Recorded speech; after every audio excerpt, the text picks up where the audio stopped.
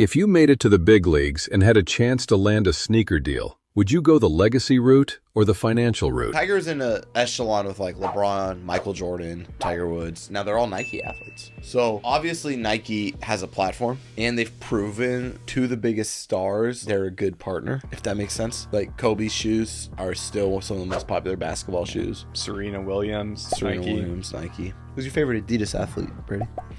Couldn't tell you. Since then, the stakes have only gotten higher, as the last time we saw a rookie sneaker free agent of this caliber, LeBron James in 2003, Reebok reportedly offered him a $100 million deal and a $10 million check if LeBron signed with the brand on the spot, with Adidas initially offering 9 digits as well, before infamously lowballing the future legend.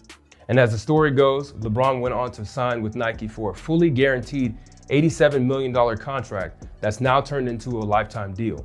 Imagine getting drafted to the NBA tomorrow, and that one phone call changed your life forever.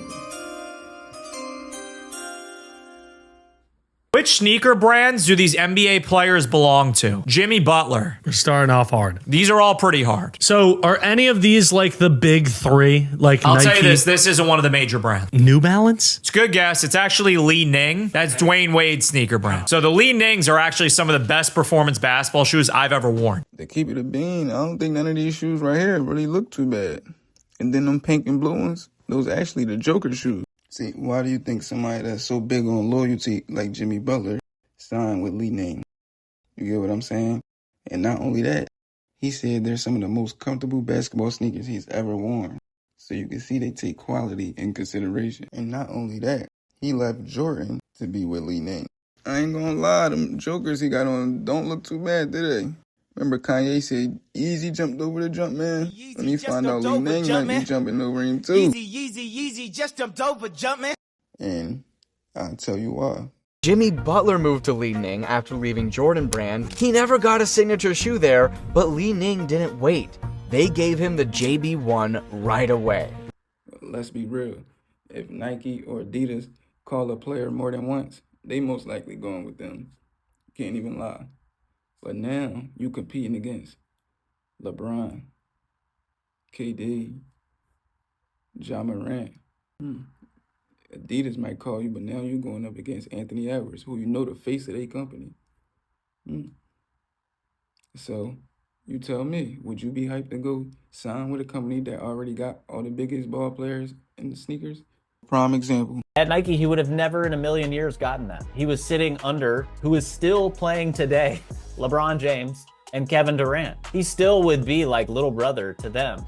But Curry was wearing Kobe's, and then the next night he's wearing Pennies, then he's wearing Shaq shoes, and then he was wearing Way of Wade's. I don't actually think he's flexing to these brands being like, come get me. I think it's like, I have been limited to a deal for the past however many years where I can't wear Nikes. You don't think it's a business move? He's just like, yo, I've been sitting on these shoes for so long. I want to go to Orlando and show love to Shaq and Penny. I want to go to Miami and show love to the Way of Wade's. No. I want to go. No. What's happening is Steph Curry, he has two options here. One, he does what Jaylen Brown does, makes the Curry brand its own thing where he doesn't need another entity to produce the shoes. Then there's the other way where it's like, all right, guys, let's get some bidders going. Nike over here. What'd you say? How much? Oh, Reebok over here. You guys need some love. Oh, okay. Or maybe I just pull a Dwayne Wade and go to a Chinese brand, go to an Asian brand, right? He is making a stunt for bidders. I know it was going to take a lot of work. I know it was going to take a lot of sacrifice, but I was willing to do it because I want to leave a legacy.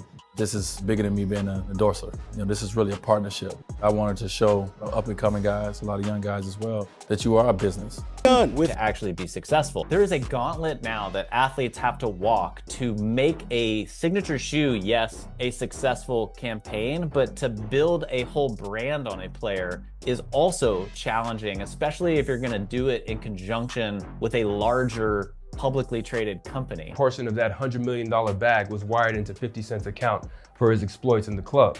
Now with funds freed up after a deal with Rihanna, it's possible that budget might be reallocated to Puma's booming basketball brand. Taking that into account, Puma can afford a lot of time and attention spent on Zion, and given their disruptive off-kilter marketing strategy, Zion could draw major attention to the brand and vice versa. So it'd make for an interesting experience seeing what the Formstripe folks cook up for the biggest basketball star born in the digital age.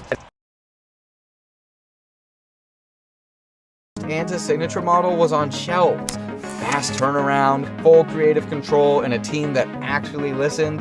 After years of tension with Nike, from calling out his own shoes to feeling boxed in, Kyrie finally had the one thing he couldn't get before: freedom. Finally, a brand that really believes in me and lets me be a part of the creative process. These weren't one-off endorsements. A lot of these players had full lines and real input on design. I advise kids not to sign under the Jordan tag. The reason, not because of, obviously Jordan is Jordan. No, for sure. But it's an actual person. So you're signing under him, you're signing under the person himself who has a visible face that is iconic to basketball. That logo has a collection of shoes that can come and go every year. Yeah. Whatever shoe that's created for you will never top these 12. Period. Therefore, your shoe line can come out tomorrow and he can drop a 12 retro in a weird color and everybody forgot about your shoe. That's why no brand Jordan players with signature shoes ever pop. Technically, because of Michael Jordan already has this establishment, it's considered a team shoe. Nobody like team shit. But most people don't know a lot of pro athletes are signed to sneaker companies in China. For example, D. Wade and Klay Thompson both signed sneaker deals with Chinese sneaker company ANTA, offering him a deal couldn't refuse, a lifetime contract. So as long as Klay is alive, he will be getting paid from them. Not only that, over 10 million pairs of Klay's signature shoes.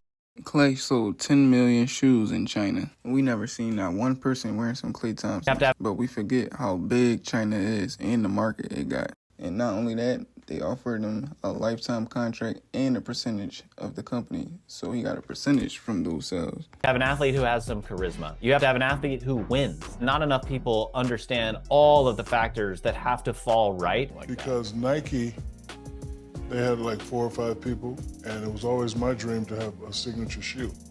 So when I went to Reebok, they was gonna give me a signature shoe because I already had my Shaq emblem, I already had all the commercials, I had everything done in my head on how I wanted to go. So when I went to Reebok, they said they were gonna do it. Jokic reminded everyone this thing's legit. That's bigger than money. That's identity. And just like D. Wade and Jokic, Kyrie proved that these moves aren't a fluke, they're the future. And it's Nike calling. They got a deal for you, $50 million and a sneaker. But with this sneaker, you don't have no creative control. Nike designed everything. They just let you see it. You don't have no ownership in Nike. You don't get a percentage of the sneaker sales or nothing. You just 50 million here, sneaker here. But this Chinese company called you too a couple hours later, ANTA. And they saying they got 85 million for you. And they'll give you a percentage of the company. So the better your sneaker sell and the better the company do, the more money you get over time. And they give you creative control. They'll show you the sneaker. They'll let you put your input in it. You put the colorways in, and you tell them how you want the sneaker to look. They're not just giving you something and telling you this is it. So think about it. Ja Morant, Anthony Edwards, Nike, Adidas. Yeah, kids gonna be wearing your shoes. Other players gonna be wearing your sneakers. It's gonna be dope seeing kids wear your jerseys and your sneakers. But I think it'd be dope having $80 million plus residual income on a company that you don't know how big it is in China or overseas. This could be the Nike of that country, for all you know. And not only that, you can control what the sneaker look like, how the sneaker feel, what it's made out of. So you tell me, what's the smarter move? Is Ja Morant or Klay Thompson's the more beneficial deal? To me, it's like choosing clout or money long term. That's my option. Let me know what y'all think in the comments. Talk to me. Every day I'm working now. Ain't no days I'm calling now. Fuck that, I gotta go hard. Can't stop till I'm living large. Like, comment, and subscribe.